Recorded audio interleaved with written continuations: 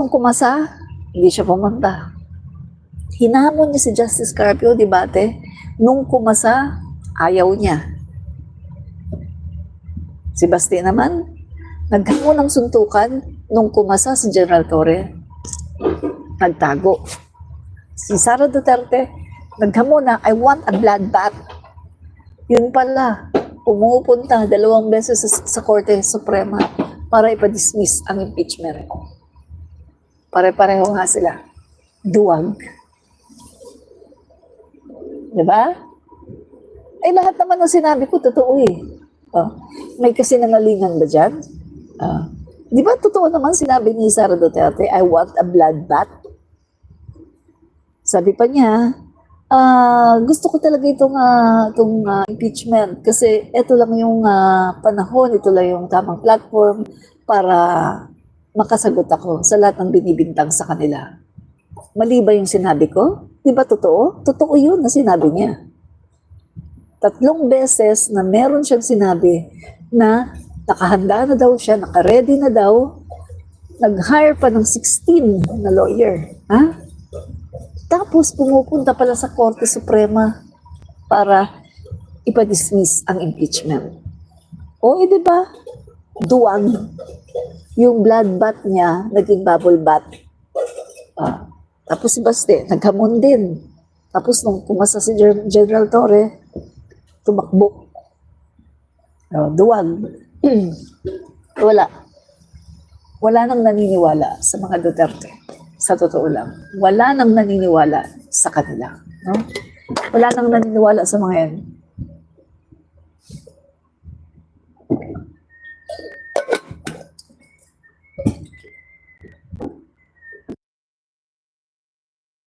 Ito pa, meron pang isa. Ito. Sa sinasabi. Ito, may isa pa. Papalabas ko sa inyo.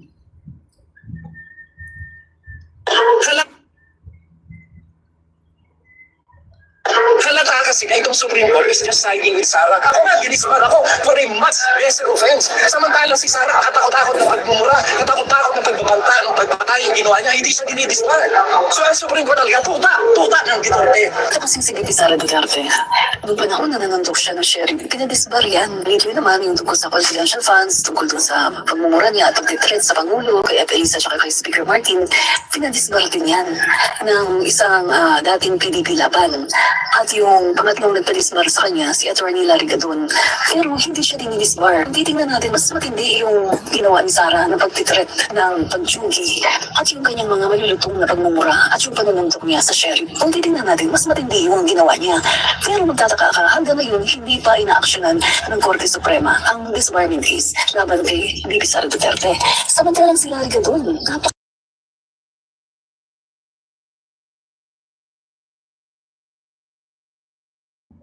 So, tanyo sabi ni Larry Gadon, galit na galit si Larry Gadon, no? Sabi niya,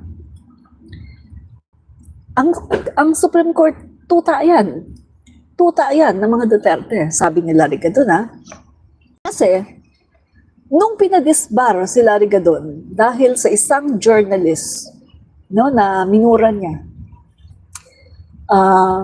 kasi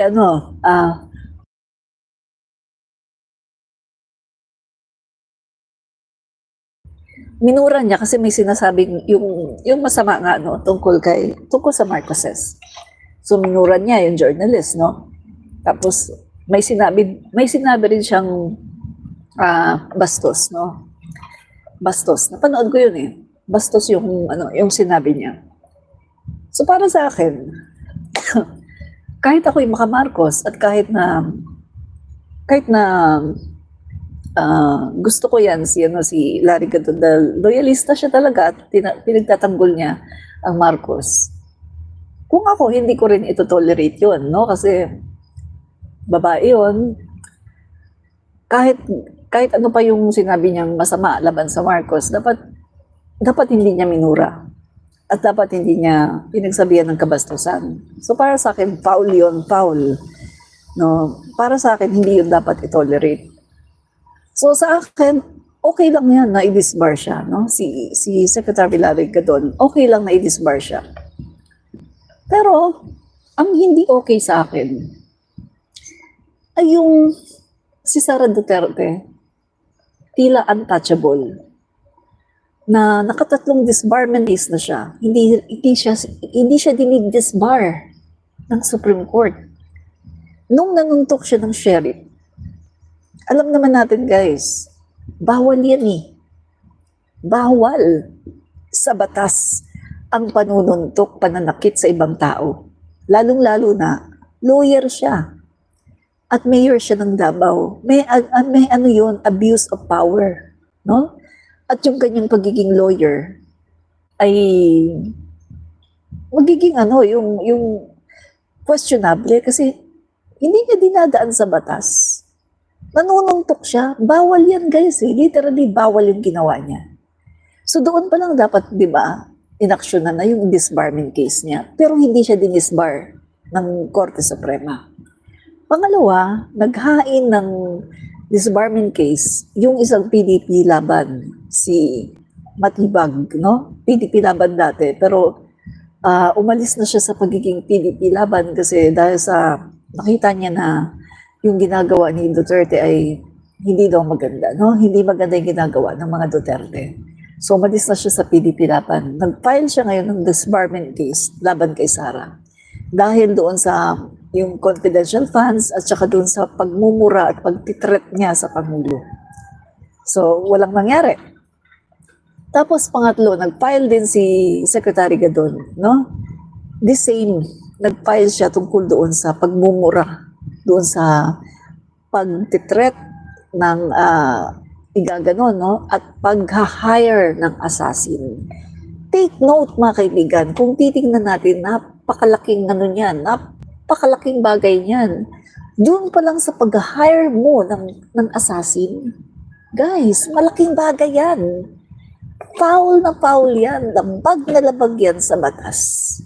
Pero magtataka ka, until now, hindi inaaksyonan.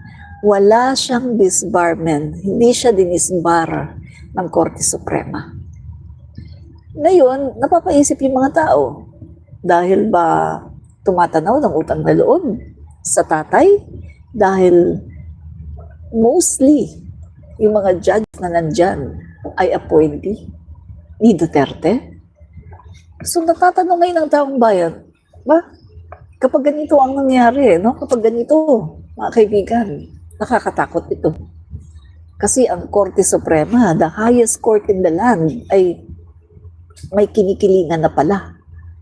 Kasi si Larry Gadon, napakabilis eh. Ang bilis ng disbarment kay Larry Gadon. Samantalang kay VP Sara Duterte, ang tagal na ng disbarment niya.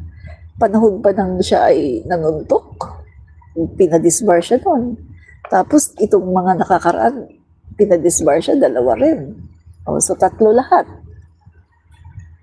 Sabi nga nila, 4 daw yan. Nakalimutan ko lang yung isa 4 daw yan. Pero until now, hindi pa din disbar si Sara.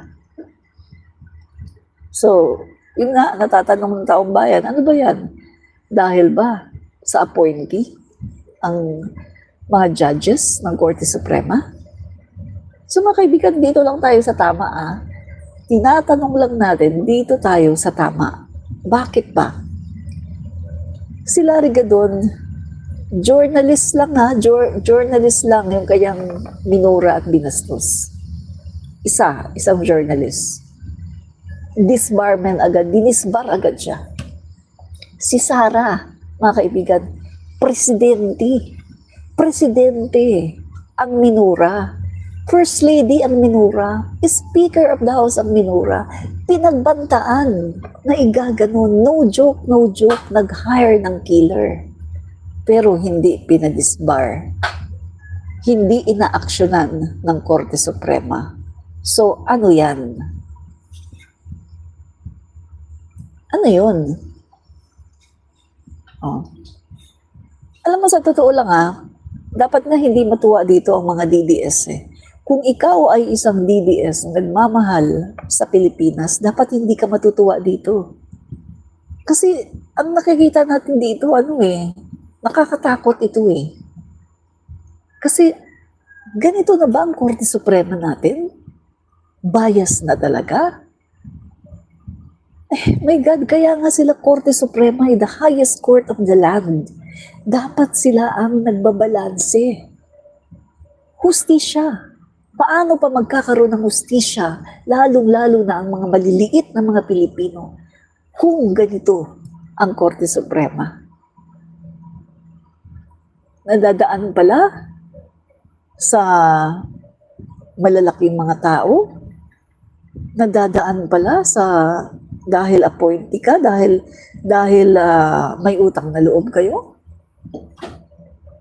Nakakatakot ito, mga kaibigan.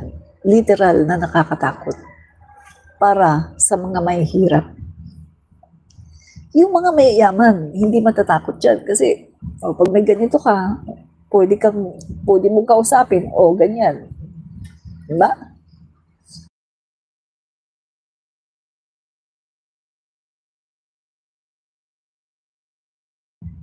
Pero tayo, ng mga mahirap, kakatakot. Nakakatakot talaga. So, yun na guys ha. Dito na tayo sa ating pangalawang topic.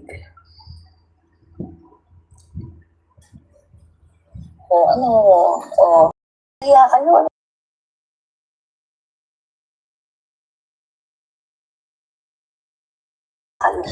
Okay, pangalawang topic na tayo. Diba?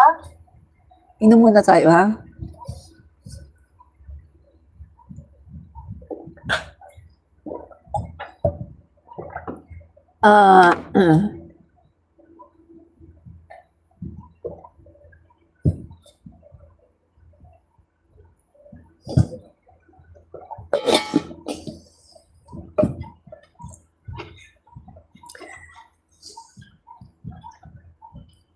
Okay. Ang sabi ng dahil dito sa desisyon, no, desisyon ng Korte Suprema na yung impeachment ni Sara ay unconstitutional daw, no, sabi ng Korte Suprema. So, sabi ng mga DDS, igalang nyo yung sinasabi ng Korte Suprema. Mas matalino pa ba kayo sa Korte Suprema? Mas magaling pa ba kayo sa Korte Suprema? Ang sagot ko, ganun ba? Ganun ba? O sige. So ito ang sabi ng Korte Suprema, ang ICC ay may jurisdiction. May jurisdiction pa rin ang ICC sa kaso ni Duterte. Dahil kahit na umalis daw ang Pilipinas sa ICC, ay sakop pa rin, covered pa rin yung mga taon na kung saan tayo ay asignatory pa ng ICC. 2011 to 2019. Malinaw ang sabi ng Korte Suprema. Pero bakit iginigiit ng mga DDS at ni Sara na wala daw jurisdiction ang ICC sa Pilipinas? Make sense? Sabi ng Korte Suprema may jurisdiction daw ang ICC sa kaso ni Duterte mula 2011 hanggang 2019. So magmula doon sa 2017, doon kasi nag-file ng kaso, no, si Trillanes, 2017 hanggang 2019, doon may jurisdiction ang ICC sa kaso ni Digong. So ibig sabihin, tama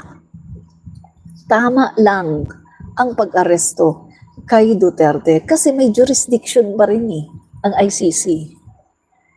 So dapat igalang nyo kasi ang Supreme Court ang nagsabi niyan, di ba? O igalang nyo yan. Kasi dito sa ginawa ng Supreme Court na diniklara niya na unconstitutional ang impeachment, sabi niyo igalang kasi Supreme Court yan. Mas matalino pa ba tayo sa Supreme Court? O sige, igalang natin yan. Pero igalang nyo rin ang sinasabi ng Korte Suprema na merong jurisdiction ang ICC sa Pilipinas within 2011 hanggang 2019. Ang hirap kasi sa inyo mga DDS. Itong hirap sa inyo mga DDS selected kayo, namimili kayo. Etong desisyon ng Korte Suprema na gawing unconstitutional yung impeachment, gusto nyo igalang.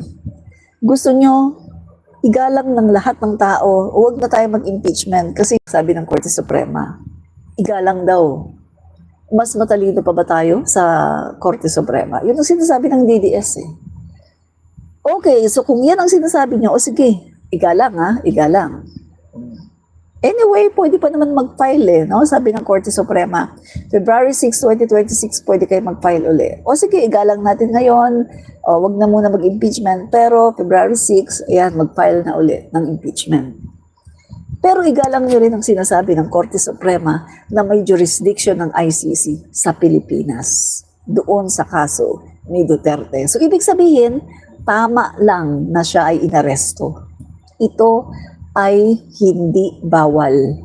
Ang pag-aresto kay Duterte ay hindi bawal dahil may jurisdiction ng ICC sa kaso ni Duterte mula 2017 to 2019. So tama lang na siya ay inaresto at dinala sa The Hague. Wala na tayong usapan. Tama ang ginawa kay Duterte. Walang mali doon, walang illegal doon. Kasi ang Korte Suprema ang nagsabi na ito daw ay merong jurisdiction ng ICC. At remember, during the time na dinadala si Duterte sa The Hague, nag-file ng motion for TRO, restraining order. Sina Bongo, nag-file sila sa Supreme Court na pigilan ang pag-aresto kay Duterte. Pero anong ginawa ng Supreme Court? Hindi nila pinigilan, hindi sila naglabas ng TRO.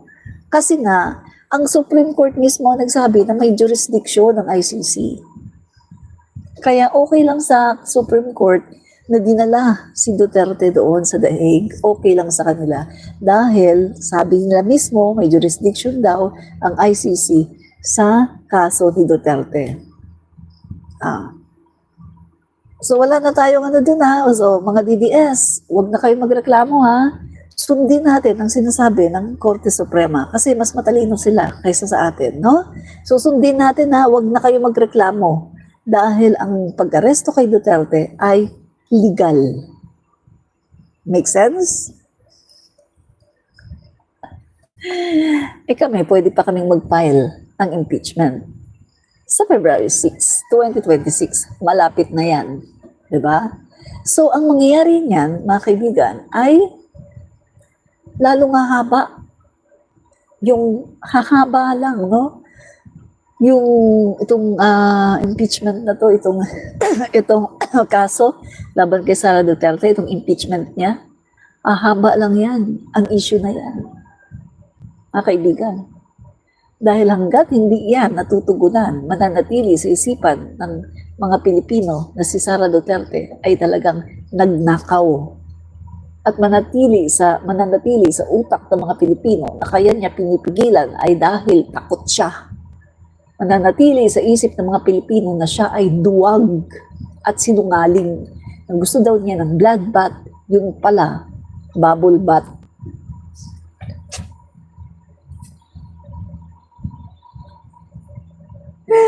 Ay, sabi ni Rio Lo, yung way ng kuha kay RRD, tama?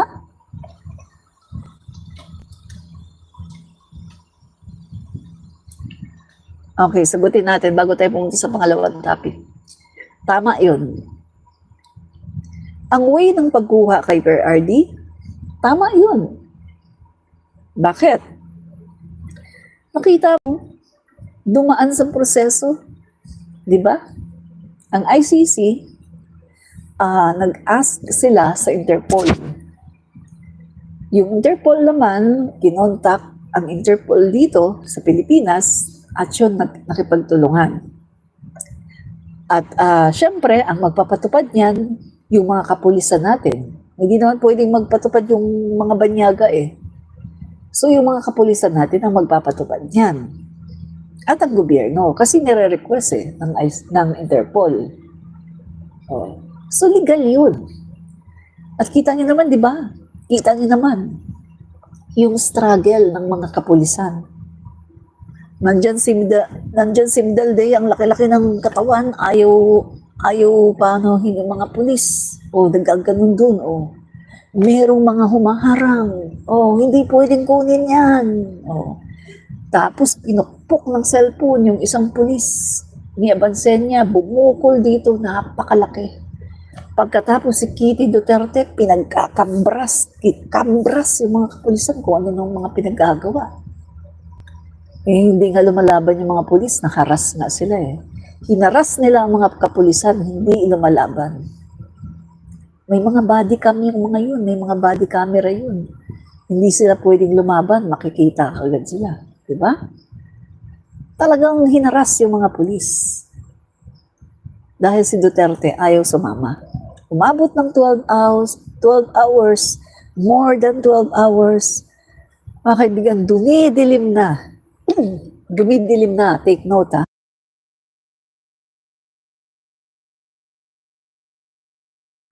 Dumidilim na, ayaw pa rin talaga ibigay si Duterte. Ayaw pa rin talaga, talagang meron pa rin mga humaharang. Hanggang sa nanindigan na si General Torre. Sabi ni General Torre, sa ayaw niya sa gusto niyo, isasakay siya no, sa eroplano. Kasi yun naman ang tama guys eh, sa pag-aresto. At isa pa ha, mabuti nga si Duterte, inaresto. Mabuti nga si Duterte, binigyan ng due process, inaresto, at mahaharap sa trial para ipagtanggol ang sarili niya. May lawyer. Pero yung 30,000 na tinukhang, hindi sila inaresto. Basta lang silang kaya kung titingnan nyo, kung tatanungin mo ako, no? Kung tatanungin mo ako, Rio Longo, kung tama ba ang pag-aresto kay Duterte, tama. Walang mali. Binigyan siya ng due process, hindi nilabag ang kanyang human rights. Yung mga pulis nga ang kawawa kasi gikambras ni Kitty, kung saan-saan gikambras, tapos pinukpok ni Abansenya, kabukol. Pagkatapos, grabe yung ginawa sa mga kapulisan. Stress na stress yung mga pulis. Hirap na hirap yung mga pulis guys sa ginawa nila. Minarder talaga sila. Talagang inatake sila. Hirap na hirap yung mga pulis. Pero kailangang manindigan na si Duterte ay dalhin sa dahig dahil yun ang tama. Guys, pasalamat nga kayo Si Duterte, may due process. Yung 30,000, hindi na babalik, hindi na makikita ang pamilya. Nandun na, nasa ilalim ng lupa, 6 feet below the ground. Patay na. Wala na yung makinabukasan nila. Yung 3 taong gulang bata, si Micah, 3 taong gulang. Mga 4 years old, 5, 6, 7, 8 years old, 9, 10, 11, 12 years old, mga bata. AJK. Yung Duterte nyo, mga kaibigan, buhay na buhay. At nakikita ng kanyang mga kaibigan, ng kanyang pamilya. Kaya pasalamat kayo dahil si Duterte ay may due process.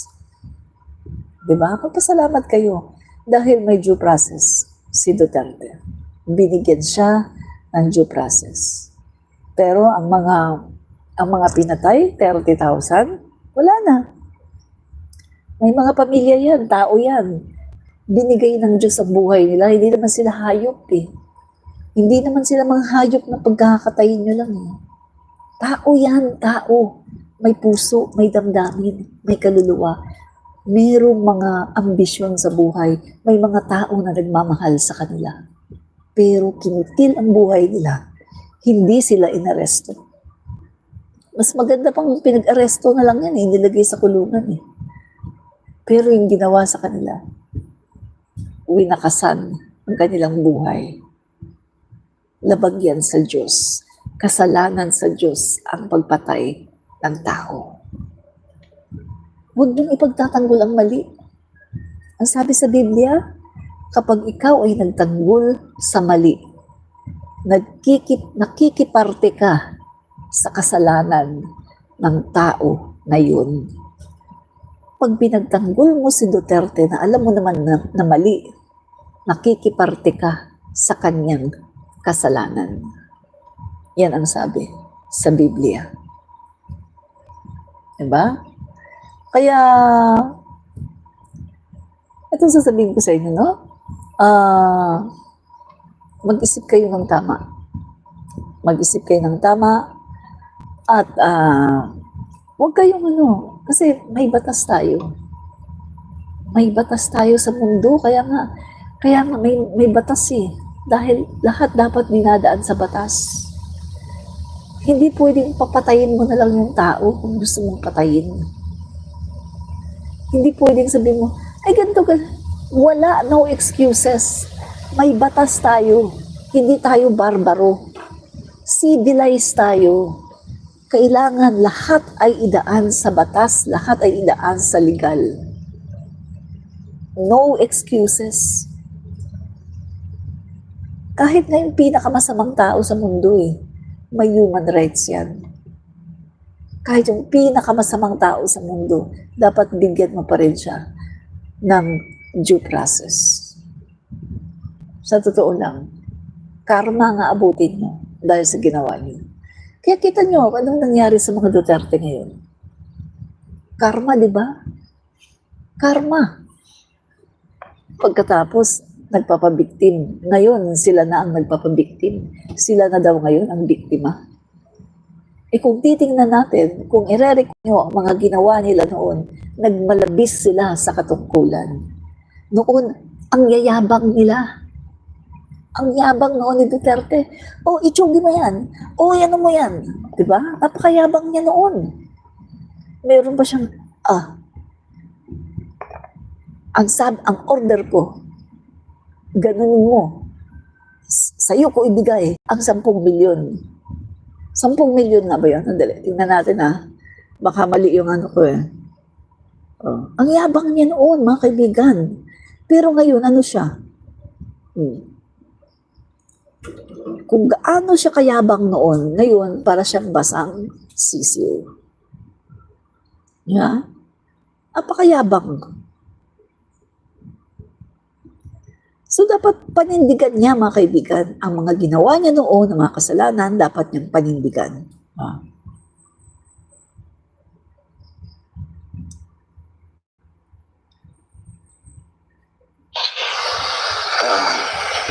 Kasi sa iyo ko ibigay yung 3 million.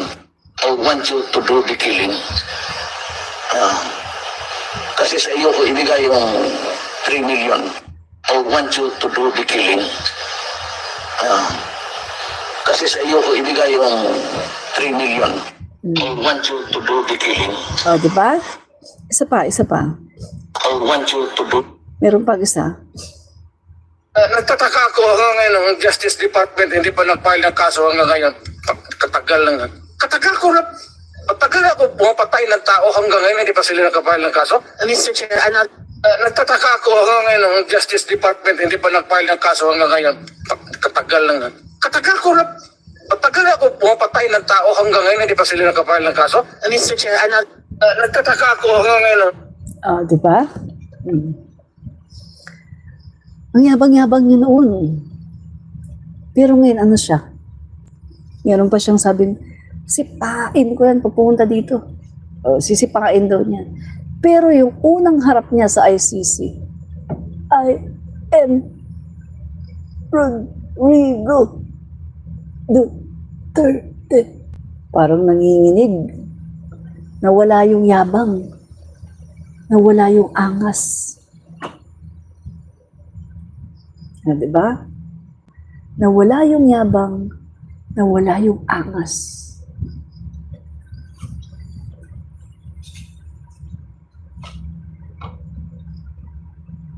So, yan. Diba? So, tapos na tayo dyan, ha? Okay. Pangalawang topic na tayo, no? Ito mga kaibigan, second topic na tayo. Alam niyo ba mga kaibigan na lumabas ngayon yung mga bitter, no? Yung mga bitter na nagsasabi na sila ay independent minority black. Bitter, not better, di ba? So lumabas ngayon mga kaibigan yung mga bitter na mga kongresista na alam naman natin na may mga ambisyon na maging speaker ng kongreso. Pero hindi po sila pinalad dahil si Speaker Martin Romualdez pa rin po ang nag-iisa na gusto ng mga kongresista na maging speaker. So, eto mga kaibigan, no? Okay, tingnan natin. Habang ang House Speaker, House leadership sa ilalim ni Speaker Martin Romualdez ay seryosong itinutulak ang transparency at budget accountability at good governance para sa bagong Pilipinas, meron pong tatlong dating makapangyarihan na ngayon ay hindi na makapag-move on. Yan. So, tingnan natin mga kaibigan, ha? Yan. Mga kaibigan, sila po yung sinasabi po, no? Mga kaibigan, sila yung mga in denial na mga Duterte loyalists, di umano, no? Mga Duterte loyalists daw to mga kaibigan, ha? Hindi natin alam how true, mga kaibigan, hindi natin alam kung gaano katotoo. Pero ito po yung kumakalat, umuugong na balita ng mga Duterte loyalists daw ito mga to. Okay. Una, itong si Toby Tiangco. Si Toby Tiangco na campaign manager ng Alyansa para sa Bagong Pilipinas, no? Siya yung campaign manager no, ng Alyansa, mga kaibigan, yung senatorial slate ng ating Pangulo. Pero sa halip na manalo, laman sila ng listahan ng mga natalo. Lalo na sa Mindanao, na tuluyang isinuko sa mga kandidato ng Duterte. Hindi na nga nanalo, ngayon gusto pang idamay ang institusyon sa drama ng pagkatalo. Mga kaibigan, bigyan ko lang kayo ng konting hint. Noong panahon ng kampanyahan, di ba, alam niyo naman, kami mga PBBM vloggers, kami yung pag may mga kampanya sa iba-ibang lugar, ina-assign kami para pumunta, i-cover namin yung alyansa para sa Bagong Pilipinas. Alam niyo ba na kami mismo na mga vlogger nagtataka? Sabi namin, bakit ganun? Bakit wala tayong mga alyansa sa bandang Mindanao? Kasi yung natatandaan ko mga kaibigan, nagkaroon lang ng alyansa sa Davao del Norte. Pagkatapos parang wala na. So nagtataka kami ng mga vloggers na pinapadala sa alyansa, bakit hindi tayo nangangampanya sa Mindanao? Alam niyo ba kung bakit? Kasi desisyon pala yun ni Toby Tiangco na wag nang mangampanya sa Mindanao. Ganyan siya mga kaibigan. Kung titingnan natin, isinuko kaagad niya ang Mindanao. Nasabi ko nga, ang pagkakaalam ko kasi galing Mindanao ako I'm from Mindanao. Ang alam ko mga kaibigan, marami sa Mindanao na makamarkos at pwedeng kumbinsihin para iboto yung mga senatorial slate ni Pangulong Marcos. Pero ang problema, sumuko na kasi si Toby Tiangco. Kasi siya kasi yung nagmamanage ng ng kampanya kasi campaign manager siya. So isinuko na niya yung Mindanao, mga kaibigan. Kumbaga walang campaign sa Mindanao. Isa lang yung natatandaan ko, Davao del Norte. Tapos wala na. Samantalang totoo lang marami sa Mindanao, mga kaibigan, kung nag-tour lang doon ang mga senatorial slate ni PBBM, no, sa Mindanao, makikilala yung mga senatorial slate, lalo na yung mga bago, katulad ni Secretary Benhur Abalos, makikilala yan doon sa Mindanao at malalaman nila na, mabuting tao pala ito dapat pala nating iboto, etc. etc. Pero sinukuan po yan ni Toby. Hindi po nagpasya si Congressman Toby para mag-tour sa Mindanao, no?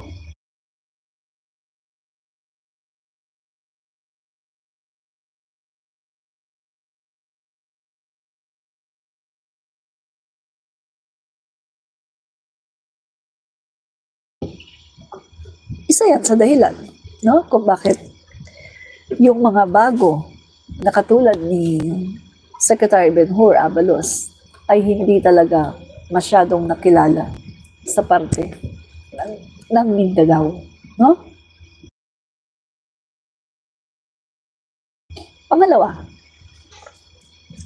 Pangalawa, Joe Frasco, asawa ni Cristina Frasco, na dating tagapagsalita ni Sara Duterte noong 2022 campaign.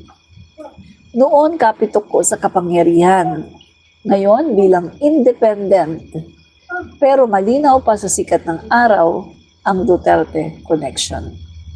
Kaya ba tila balakid sa mga reformang hinuhubog ng bagong liderato?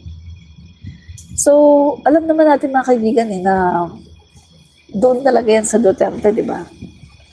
So, lately, nung nagkaroon ng unity team, at syempre, medyo,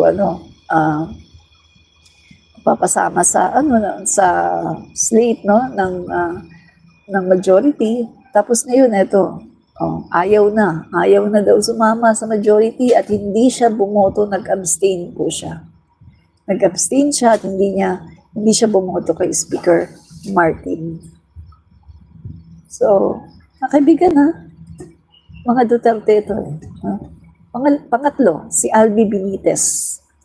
Si Albi Benitez, alam ng marami kung kailan lumago ang kanyang online gaming empire. Yan, sa panahon niya ni Duterte. Doon po lumago ang kanyang online gaming. Habang tahimik ang masa, yumayabong ang negosyo, ngayon ay kritiko raw siya ng sistema. Pero, hindi ba't siya ang isa sa nakinabang dito? Tama kaibigan, no? So,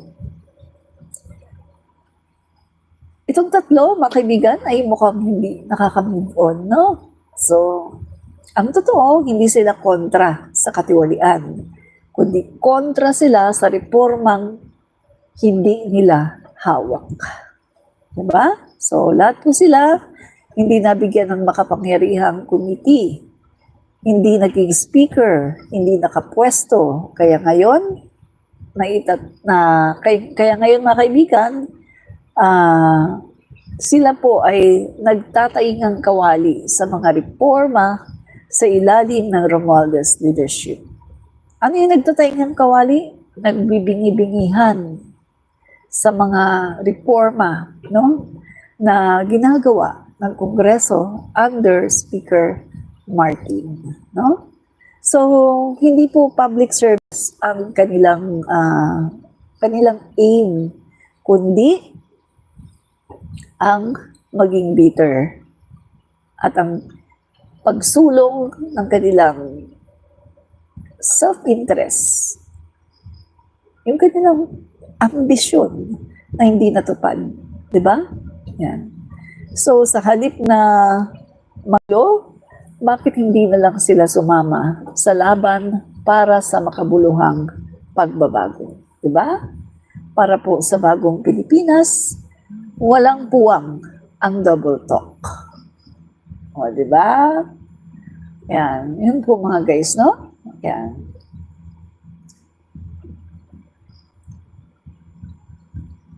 So, mga kaibigan, balik na lang tayo mamaya, mga ilang, after 10 minutes, no? Balik tayo mamaya. Meron pa po akong isang topic na kailangan nating i-topic, no? Bye-bye guys. Ito po muli si Admin Rich. Fight fake news, expose the truth. Admin Rich po, commentarista. Bye!